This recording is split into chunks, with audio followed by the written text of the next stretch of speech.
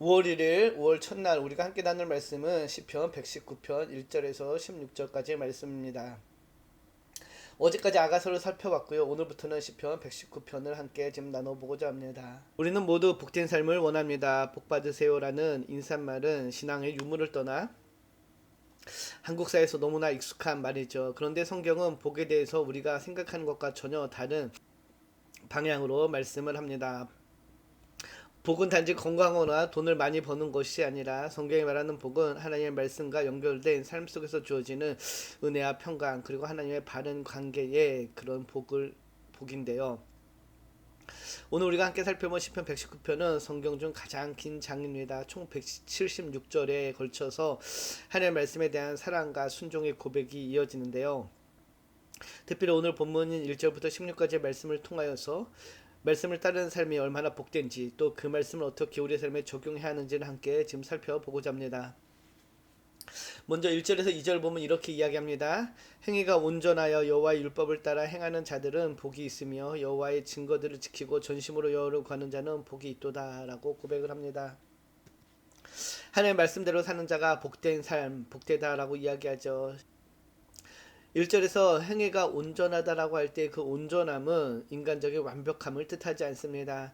히브리의 원어의 그 원어적인 뜻을 보면은 완전하다는 말은 정직하고 성실하며 하나님께 향해 있는 마음을 뜻하는데요. 그 말씀에 순종하고자 방향을 정한 삶을 이야기합니다. 그래서 2절에서 여호와의 증거들을 지키고 전심으로 여호와를 구하는 자는 복이 있다라고 말하죠. 그래서 증거들이란 하나님의 말씀이며 전심은 마음을 쪼개지 않고 한 방향으로 하나님께 향한 태도를 말합니다. 즉 1절과 2절에 복이 있다라는 것은 바르다, 똑바로 걷다라는 의미이죠. 시인이 말하는 복이 있다는 것은 많은 것을 가지거나 많은 것을 누리는 것을 뜻하는 것이 아니라 바른 길을 걸어감으로 인하여서 누리게 되는 은혜의 풍성함을 이야기하고 있는 것입니다. 세상은 복을 바깥에서 찾지만은 성경은 복을 말씀 안에서 찾습니다. 말씀을 삶의 기준으로 삼고 그 말씀을 실천하는 자에게 진정한 복이 있다라는 것이죠. 그것은 고난 중에도 흔들리지 않는 내면의 평안이며 하나님의 뜻을 따르는 자가 누리는 삶의 방향에 있습니다. 시편 118편 1절에 이렇게 이야기하죠. 여호와를 경외하며 그의 길을 걷는 자마다 복이 있다라고 이야기합니다. 하나님의 말씀에 순종하여 그 말씀대로 사는 것이 복이고 그 사람이 복된 사람입니다. 그래서 우리는 주님과 말로 동행하는 사람들이 아니라 삶으로 동행하는 사람이라는 것이죠. 그래서 3절에 이렇게 이야기합니다. 참으로 그들은 불의를 행하지 아니하고 주의 도를 행하는도다. 그들은 앞에서 말한 바른 길을 걸어가므로 복된 삶을 살아가는 사람을 이야기합니다. 즉 복 있는 사람은 불의를 행하지 않고 삶의 자리에서 하나님의 말씀대로 순종하며 살아가는 사람입니다. 복 있는 사람은 바르게 성숙해가는 사람은 부정적인 것을 끊고 긍정적인 것을 행하는 사람이며 하나님 앞에 부끄러움이 없는 삶을 살아가는 사람이죠. 그래서 시인은 이렇게 고백하죠. 내 길을 굳게 정하사 주의 율례로 지키게 하소서. 내가 주의 모든 계명에 주의할 때 부끄럽지 아니하리이다. 이 고백은 내 힘만으로 말씀을 지킬 수 없습니다. 하나님 저를 도와주세요라는 의존적인 기도입니다. 말씀을 알고 감탄하는 것에 멈추지 않고 실제적인 삶에서 순종하기 위한 내적 결단과 함께 기도가 함께 가야 함을 이야기하죠.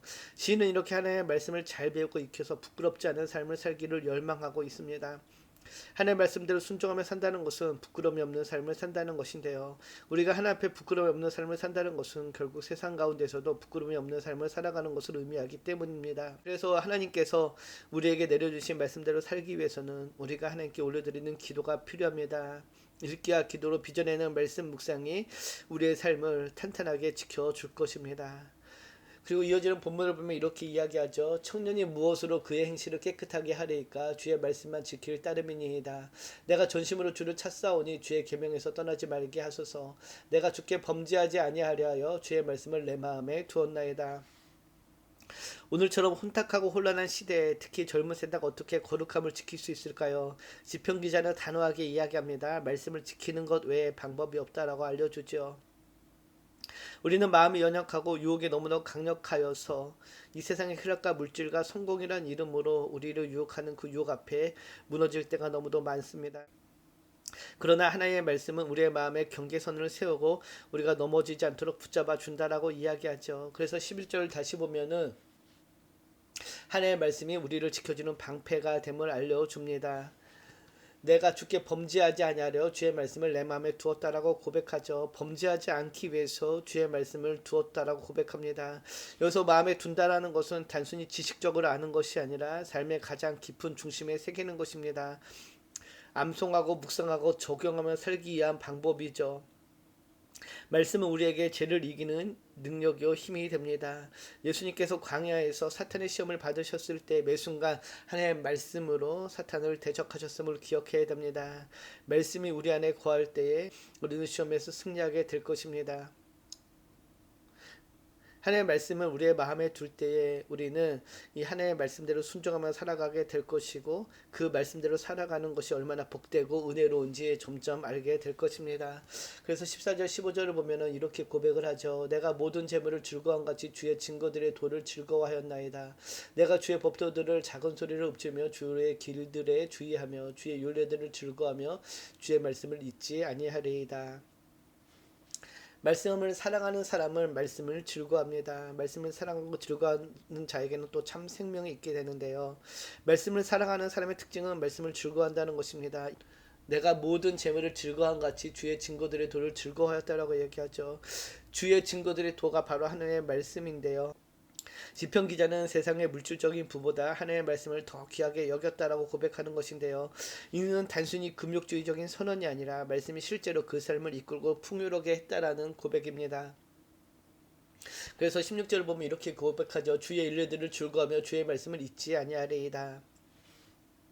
말씀을 기억하는 것, 즐거워하는 것, 그것이 바로 살아있는 신앙의 모습입니다. 우리는 종종 말씀을 잊고 살 때가 너무도 많습니다.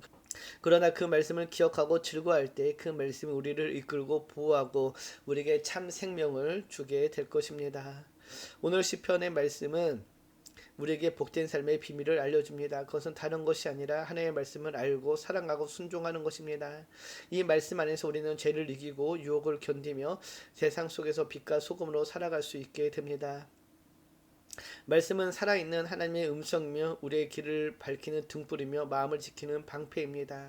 매일 삶 속에서 말씀을 가까이 하기를 소망합니다. 하루에 한 장이라도 정해진 분량을 꾸준히 읽고 그 말씀을 묵상하며 그 안에서 하나님의 뜻을 분별하며 삶으로 살아내는 저와 여러분이 되기를 주님의 이름으로 축복합니다. 5월을 시작하는 첫날 하나님의 말씀을 마음에 심고 그 말씀대로 살아가기로 결단하는 아침 되기를 주님의 이름으로 축복합니다. 기도합니다. 참 좋으신 하나님 감사합니다. 우리가 하나님의 말씀을 인도하심을 따라 하루를 살아가게 하시고 온 마음을 다해 주님의 말씀을 지키고 전심으로 하나님께 집중하게 하심을 감사드립니다. 때로는 세상의 유혹이 큽니다. 그 유혹이 너무도 커 보일 때 우리의 마음에 심겨진 그 하나님의 말씀으로 이겨내게 하시고 흔들리지 않고 이 주의 길을 걸어가는 주의 자녀 되게 하여 주시옵소서. 오늘도 주의 말씀 안에서 순종함으로 결단함으로 살아가기로 소망하며 우리를 구원하신 예수님의 이름으로 감사하며 기도드립니다. 아멘.